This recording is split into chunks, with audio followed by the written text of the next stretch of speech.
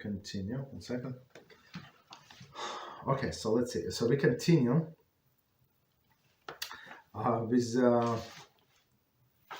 with chapter number 6, and the topic is opportune times for giving the tzedakah. So let me see how far we are from the beginning. So we said davening, right? We said, I mean, when you're praying. We said when I travel, before, right after. Shliach mitzvah, we say be messenger of the mitzvah before lighting of Shabbos candles. We discussed that, and we started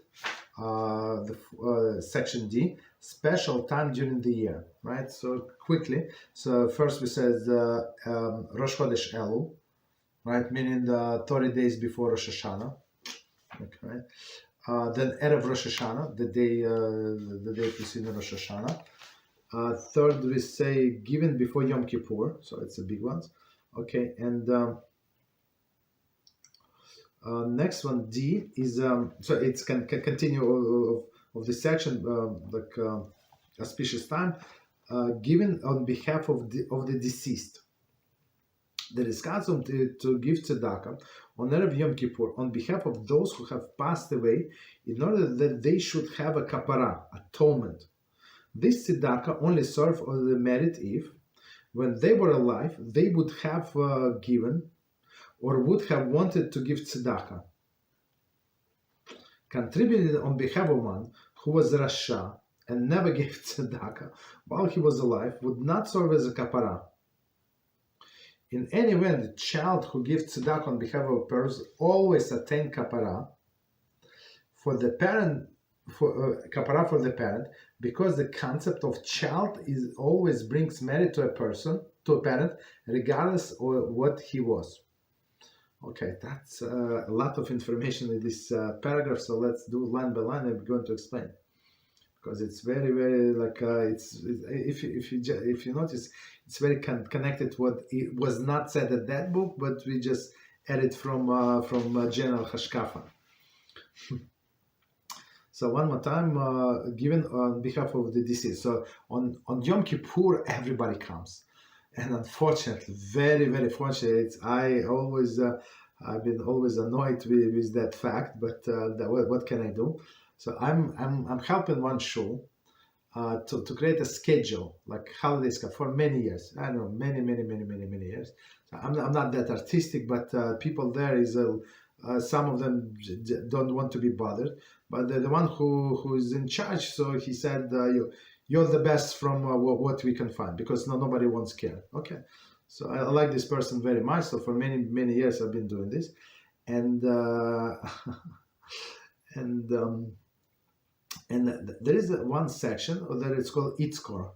Itzkor is a prayer for a deceased, and I always it's just one of the prayers. It takes I don't know 10 minutes, 12 minutes tops. That's it. If you that's it, right? Compared to many hours. Is it important? Yeah, it's very important. But some people, they come to this on Yom Kippur. So the whole day of prayers, that's too much for them. They resent it. But because of the deceased parents, yeah, they would come for this 15 minutes. Of course, they always, all of the shuls, Baruch Hashem, they give their own time.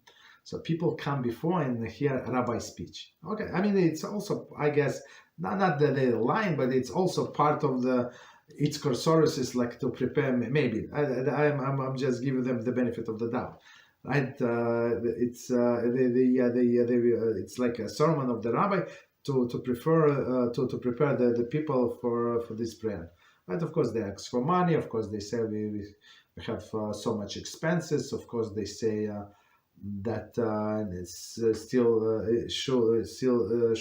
needs to be run somehow, right? Just because these people of course, these people all complain, how come they always talk about money? Yeah, you shmendrik ben shmendrik, you come only once a year. Yeah, when the next time we're going to see you? A year from now? Yeah, but the shul must stand. You have to pay taxes, you have to pay lights, you have to pay the cleaning lady, you have to pay food. Million expenses, right? You think you came once and gave $100 and that's it, and we're going to survive in the United States for $100 a year from you? right? You understand? So they have discernment, and I always put this what is it? I don't know, this it's called like in normal letters, but the guy who does it, older person, he does like a big letters. So he cuts out and make a copy and always big letters.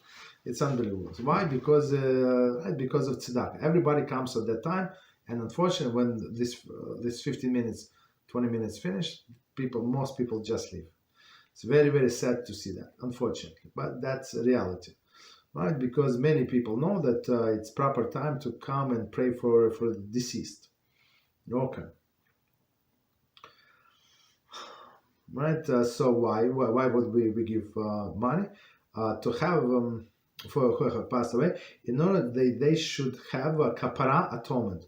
So that's why we said before that the books of the deceased are also opened on Rosh Hashanah and sealed on Yom Kippur. Why? Because exactly as this, right? All of this, they judged based on the seeds that they planted while they were alive, right? And of course, the seeds are their children. So if the children are meritorious, right, is good children, so they're going to bring do some tzedakah on behalf of these parents, and it's going to help them. Right, but this very interesting clarification, right? So it says this tzedakah only serves as a merit if they were alive, they would have given or would have wanted to give tzedakah. So basically, if these people, I mean, parents are different, but if it was his uncle, his grandfather, right? I'm not sure about grandfather, maybe it's a little different, but I'm not sure, I don't want to say. But let's say his brother, and they were not religious or anti-religious, so this tzedakah, as we see here, it's not going to help. Why? They would not give it during their lifetime, and they would not want to give. So sometimes you have poor people, and they do not have money, but they would want to give money, so that's a different story. So of course, tzedakah is going to help for those. Contributing on behalf of one who was Rasha and never gave tzedakah while he was alive would not serve as kapara. Not going to help. I mean, very straightforward. In any event, child who gives tzedakah on behalf of a parent always attains kapara, right? For the parent, because of concept, a child always brings merit to a parent, regardless of what he was. So meaning what that of course maybe this parent was not the biggest tzaddik in the world, but he contributed to the upbringing of the child. He paid rent, of course. Let's say they ate not kosher, they violated Shabbos, but this person had a place to live, right? He went to school, maybe not the best school, maybe, but he had some food, he had many things. You understand? He has a normal life. I deal with people on a constant basis, and only after I started dealing with people only several years ago, I understood how many disturbed people because of the childhood, because what parents did to them, what siblings did to them. It's it's very, very sad what many people went through.